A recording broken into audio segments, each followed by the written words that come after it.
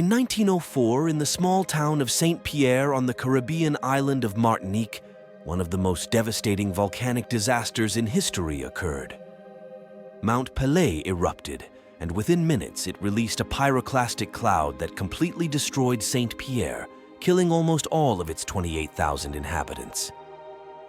Incredibly, one man survived: Louis-Auguste Cyparis, a prisoner confined in an underground cell with thick walls that protected him from the heat and ash.